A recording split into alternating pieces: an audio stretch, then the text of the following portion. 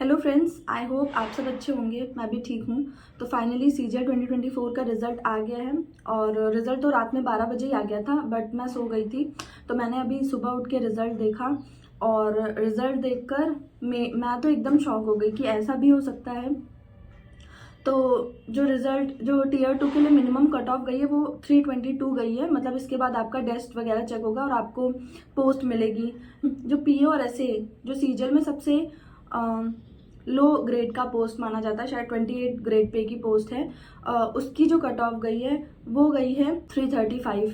और बाकी जो हाई ग्रेड जो हाईएस्ट ग्रेड की है वो एएसओ इन एमए उसका 362 गई और एएसओ इन सीएसएस की 358 गई है, 358 पॉइंट समथिंग गई है। तो फिलहाल कट ऑफ देखकर माइंड कुछ प्रोसेस नहीं कर पा रहा है, कुछ वर्क नहीं कर पा रहा है माइंड कि आगे करना चाहिए कि नहीं करना चाहिए। तो जिनका भी सिलेक्शन हुआ है उनको मैनी कॉन्ग्रेचुलेशंस। बट मेरे जैसे ऐसे बहुत से लोग हैं जिनका सिलेक्शन नहीं हुआ है। आप जितना पास जाके हटते हो आपको उतना ज़्यादा फील होता है। पहले आप टीयर 1 में बैटल करते हो, उसमें नॉर्मलाइजेशन से आप फाइट करते हो, फिर टीयर 2 में जाते हो, उसमें आप आंसर की से फाइट करते हो, टेस्ट में जाते हो, उसमें आप फाइट करते हो, उसके बाद कहीं आपको पोस्ट मिलता है। तो ये बहुत लंबा प्रोसेस होता है और इसमें आपको पेशेंस की बहुत ज़्यादा नीड होती है। मेरा तो ऐसा था कि मैं तो ठीक है, मैं तो आंसर की टीयर 2 की आंसर की से आउट हो गई थी, बट बहुत से ऐसे लोग हैं मेरे ग्रुप में भी, ऐसे बहुत से लोग हैं जिनके 317 मार्क्स हैं और स्टिल उनका नहीं हुआ है सिलेक्शन। तो ये सारा जो प्रोसेस, ये जो सारा गेम हो गया है, ये नॉर्मलाइजेशन का हो गया है। कुछ लोगों के मार्क्स नॉर्मलाइजेशन में बहुत ज़्यादा इंक्रीज हो गए जिसकी वजह से उनका हो गया है, और कुछ लोग ऐसे हैं जिनका मार्क्स 324 थे बट उनको नॉर्मलाइजेशन का प्रॉफिट नहीं हुआ है, इजी शिफ्ट और टफ शिफ्ट का। अब किस बेसिस पर ये नॉर्मलाइजेशन हुआ है और फाइनल आंसर की भी इन्होंने पहले नहीं दी, रिजल्ट पहले दे दिया, जिसकी वजह से ये सारा पूरा हुआ है। तो सब लोग तो इसे स्कैम ही कह रहे हैं। प्लस ये जो नॉर्मलाइजेशन का पूरा सीन हुआ है, प्लस कट ऑफ का इतना हाई चले जाना, इससे मन में इतने सारे डाउट्स क्रिएट हो गए हैं। ऐसा लग रहा है कि आगे मेहनत करनी चाहिए या नहीं करनी चाहिए, कुछ भी समझ में नहीं आ रहा है। क्योंकि ऐसा लग रहा है कि अपना हाईएस्ट देने के बाद भी अगर हम लास्ट में जाके इस चीज़ से बैटल करेंगे, ये तो ऐसी चीज़ है जहाँ पे आपकी मेहनत फेल हो गई, आपका लक भी फेल हो गया, सिर्फ नॉर्मलाइजेशन ने वर्क किया। तो पता नहीं हमारे साथ कितना नॉर्मलाइजेशन वर्क करेगा नहीं करेगा, बट ठीक है, हमारे पास कोई अदर ऑप्शन नहीं है।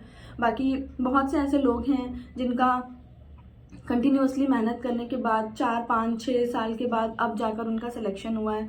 तो उनको देखकर एक मोटिवेशन फील होता है कि हाँ ठीक है, हम भी कर सकते हैं और ज़्यादा मेहनत करेंगे। कई ऐसे लोग भी हैं जिन्होंने बहुत ज़्यादा मेहनत करी बट उनका नहीं हुआ है। तो कुछ भी कहने के लिए नहीं है, बस इतना ही है कि हाँ, हमें मोटिवेट रहना है। क्योंकि हम नॉर्मल मिडिल क्लास फैमिली से बिलोंग करते हैं, तो हमारे पास कोई अदर ऑप्शन नहीं है। हमें मेहनत करनी ही पड़ेगी ताकि हम भी एक जॉब सिक्योर कर सकें सीजीएल 2025 में। और अब इसके लिए हमें कट ऑफ देखकर तो समझ में आ रहा है कि शायद हम उतनी मेहनत नहीं कर रहे हैं जितनी हमें करनी चाहिए, क्योंकि इससे बहुत ज़्यादा मेहनत करनी पड़ेगी तब जाकर कहीं हमारा सिलेक्शन होगा। तो आज से ही वर्क करते हैं इन सब चीज़ों पर। होली है, होली सेलिब्रेट कर लीजिए। इसके बाद अब जिनका होना था उनकी होली अच्छी हो गई और जिनका नहीं हुआ है उनकी होली ख़राब हो गई है। तो ये सब तो चलता रहेगा। बाकी होली हमारी अच्छी कब होगी? जब हमारा सिलेक्शन हो जाएगा तभी होगी।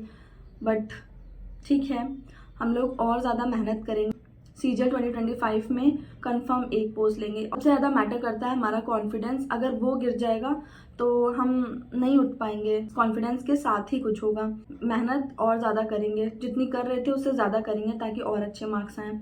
बाकी आप सबको हैप्पी होली और मोटिवेट रहिए, आगे बढ़ते रहिए। डेफिनेटली हम लोग अपने गोल तक ज़रूर पहुँचेंगे। बाकी आप सभी को हैप्पी होली।